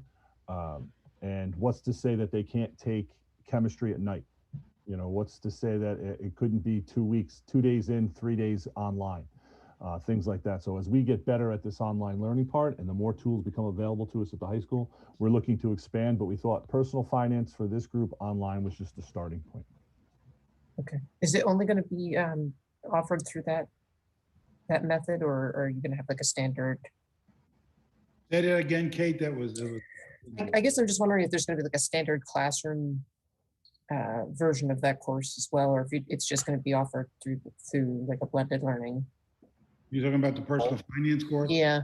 We can do both. Right now we run personal finance. We have the curriculum for it. We're all set. You know, we run many sections of it. You know, so, but just, we're going to recommend that one goes to online, but if students don't want to take it online, we can certainly run courses. Okay, thank you. That blended learning, you know, is a wide term, and so it doesn't necessarily have to mean students are only on a computer and never interface with a staff member in the building. We have a lot of flexibility with how we would enact that. As Dan said, it's a semester class, and there are a lot of technological tools that lend themselves to this particular content. And so we thought that this was a good seed to start with. But there are also, as Dan indicated, potential contractual implications. So we need to, sort of get does everybody think this is a good idea? And then, work that piece out. I think, the term that we used to use that the learning needs to be constant, not the time. So you could be on the brick and mortar. You could have, as this year, some of our teachers who will teach 2 seminars and then 3 classes, Meg, as you said, from 4 to 5 o'clock, we turn with small groups. So I think there's a lot of opportunities technologically. And I think the expectation is, given that we're in the world with this pandemic, what have we learned? I'm proud that we're taking this step. I think it's going to be helpful. And we are working with we'll have to work with our union, obviously, but that doesn't indicate that our own teachers will be doing the planning. They probably will in cases, right, Meg? Probably. No? Yes. Certainly to start off with, I think that would be our recommendation. Yeah. Thank you.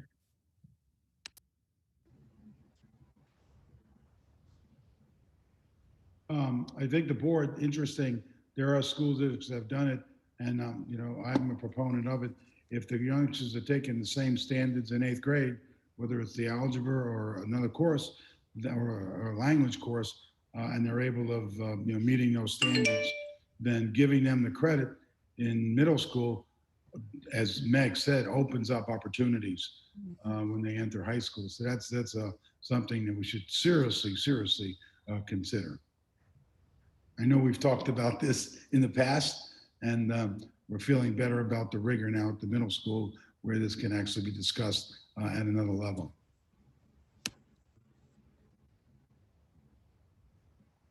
Okay.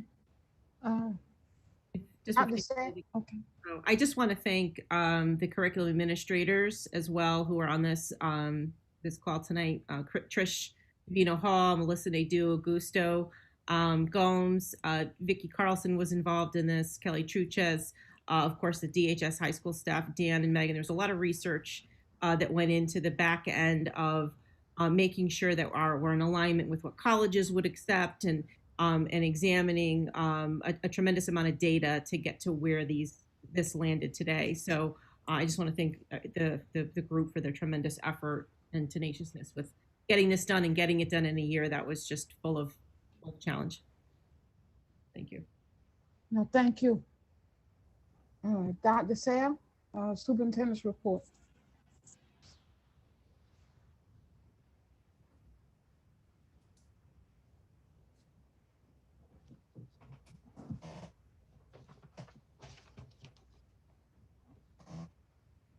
You're on mute, Dr. Sal. Dr. Sal, you're on mute. You're on mute. Oh, I was just testing everybody. If you could read my lips right now. Courtney brought up a little bit about the budget there. I was sort of hoping we'd be able to get to it sooner than, I know you rescheduled that workshop. We're already looking at how we're going to balance this thing, and we have to hire guys. You heard what Dan just talked to you about, the 8 period day. We can't be waiting on this. So we are going to coalesce the money. It will be the term that we use now, the braided amount. We did write Brian today, Bigham. He said things are going well, but he thinks next week, I think we ought to have something finalized with the budget, because we are assuming that $2.5 million into our budget as we get to what we need for this coming school year, and through the efforts of the finance committee and Courtney, we have kind of that 3-year peak, which is a good thing to lay out as we look at these things, moving things around.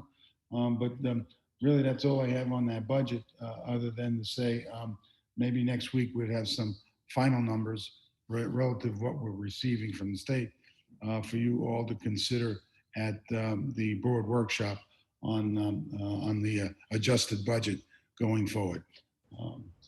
But Courtney, I don't know if you want to add to that. No, Dr. Sal, I guess just to say, yes, we submitted our ESER 2 application, so we are rolling forward with some of the plans ESSER 3 is due August 16th, so we look forward to talking to you about the overall budget when we talk on June 8th at the workshop meeting.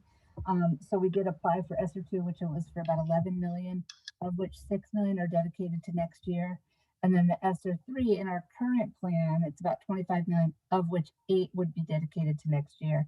And as Dr. Sal mentioned, the Alliance funding, our current plan is projecting that we would get 2.5 million, which we do expect from the state for next year, as well as the 1.25 million that we got from the city, which means that our city money is about 139 million this upcoming year. And then the total funding we're looking at amongst the sources we just talked about would be 171 million. Again, we look forward to talking to you about that multi-year that Dr. Sal mentioned, so that we can talk about what that means for next year and then up to 2025 when the ESSER funds we're anticipating are no longer available to us. So thank you. Thank you. I have no other in my report at this time, Madam Chairman. Thank you. Next, we have the discussion item A, Parent Square Communication System. And after that, we will have the STA bus contract. Okay, Kevin, you wanna, I know this came up at the PTO meeting and it was like, some board members said, well, how come we're just hearing about it now? You know, that's probably an oops on my part, so I do apologize. That's something that's been working on in terms of the enhanced communication. It's a program, so Kevin, maybe you could kind of talk about it with everyone for me. Sure, my pleasure, Dr. Sal. And as you had alluded to, and partly my fault as well, Dr. Sal, I appreciate that. We were really hoping to get some feedback from some of our family members. I know some board members were on the call at our citywide PTO, but we have adopted a platform that we're really hoping is going to be a great opportunity for us to streamline communication throughout the district. And so the district has partnered with Parent Square, which Parent Square is a platform. It's somewhat of a school social media platform, which provide an opportunity for two-way communication with our schools and families. And there'll be over 100 languages for our families to choose from. There'll be initial training for our staff, and then also for our families, training modules and trainings will be available for teachers and staff. The company has made us aware it would take about an hour with our teachers in the fall, and then our families 30 minutes to an hour also for our families.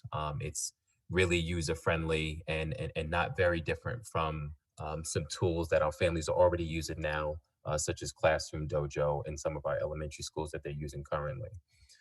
Families will also be able to decide on how to receive their communication, which is very unlike we communicate with our families now. So for example, our families can select one way to receive messages, and that could be in real time from one school or multiple schools.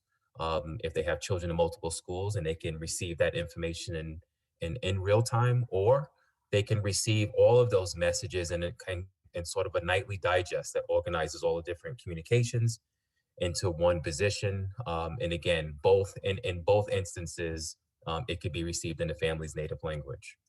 Some of the highlights for the administrators in the district, it will inform our administrators of new contact numbers because the families right in those documents can update their phone numbers. It also enables administrators to see the rate in which families are receiving communication. And then our student management system, Parent Square, updates information nightly and syncs nightly with our district student management system. So as we continue to get new families to register in the district, or as families change their information every night, Parent Square will update that information to help us continue to communicate with people. It's also an opportunity for us to incorporate tools such as volunteer signups and RSVPs and calendar in one place for PTO meetings and other school activities. So it really is a great opportunity to communicate with our families in one space. The platform also meets FERPA and HIPAA requirements. I know those are some of the questions that came up in our meeting. We were really hoping to elicit some feedback, and it really helped us kind of strengthen what we're hoping is going to be a great program, great platform for us. But the platform also meets FERPA and HIPAA requirements for confidentiality and privacy, and securely delivers report cards into our families' inboxes in the platform as well. Again, right now we have various forms of platforms on how we communicate with families currently. As most of us on this call know, the majority of those communications are one-way communications.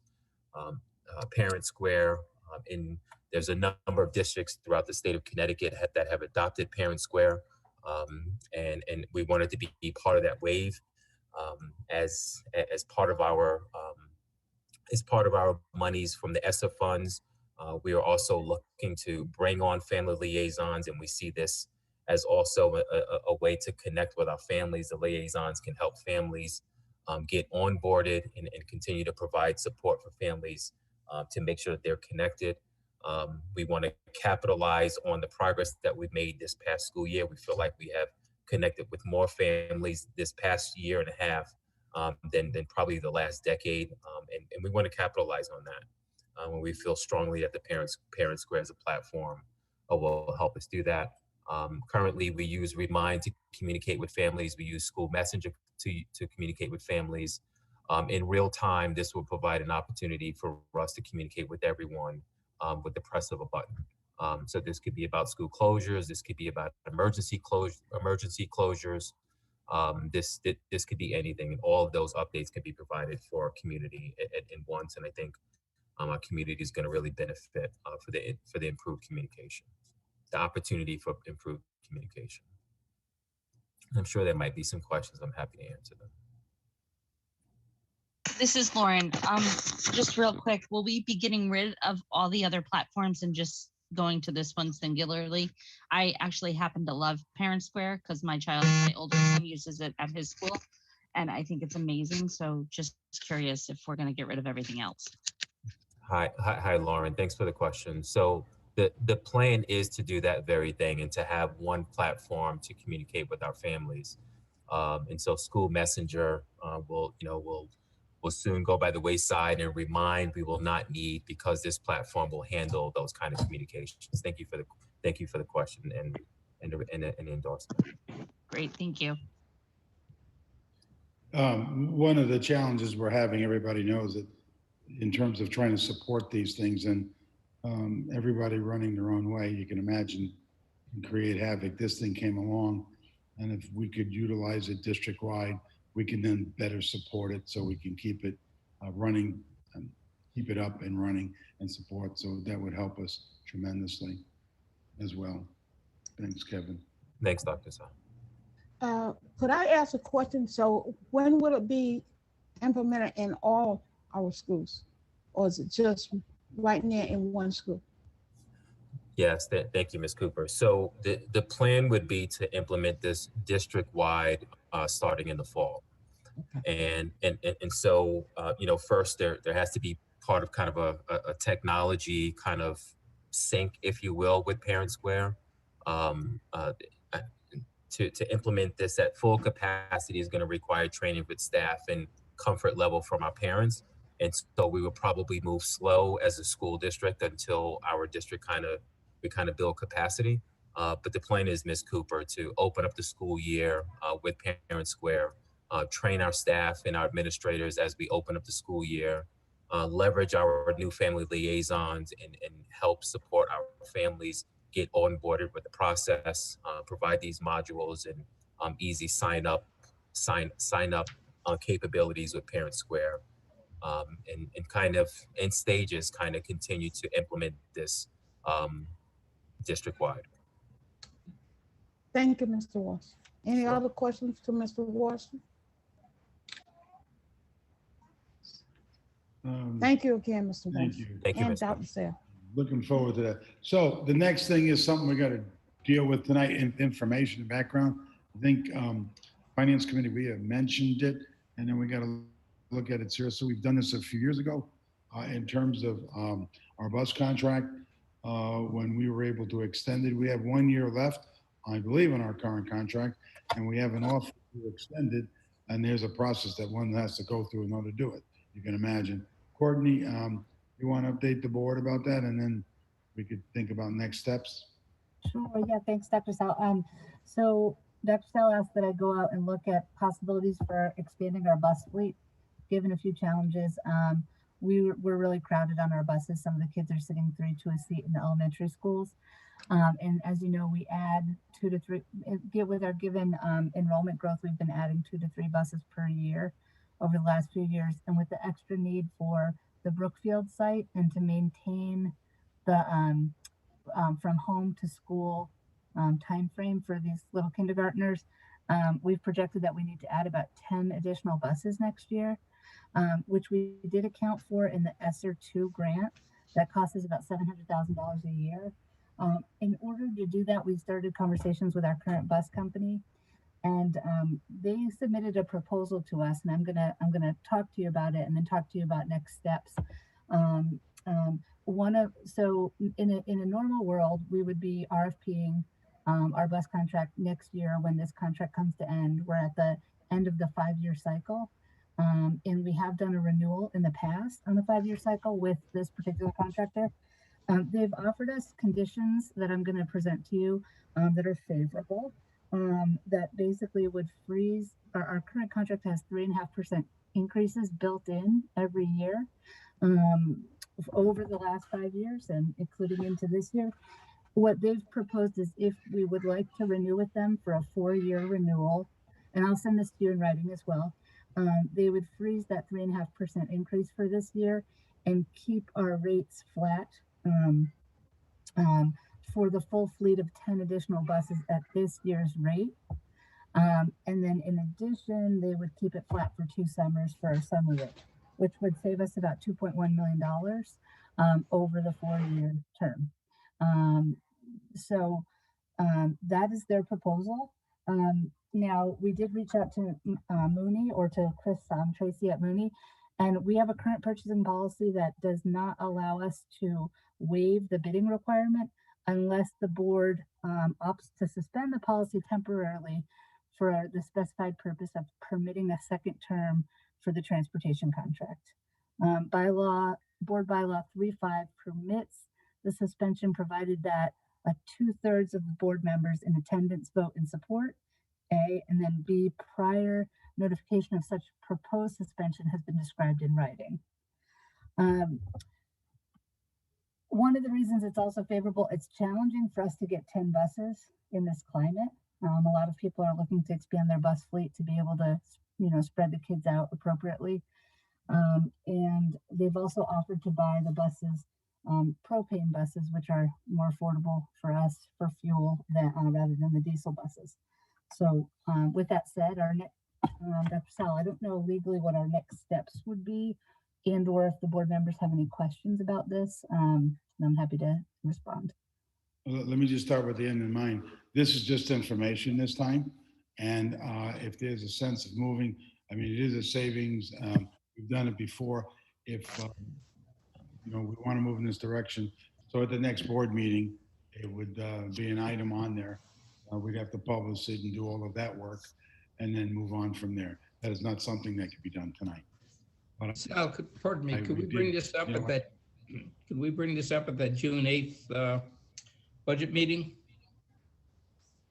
We have the answer is yes, you can, but you still got to. You heard what Courtney said. The advice is the board as a whole at a board meeting is going to have to vote to suspend the policy. No, I understand that, but just to get more into the details of the finance and just incorporate. Yeah, thank you. Sure.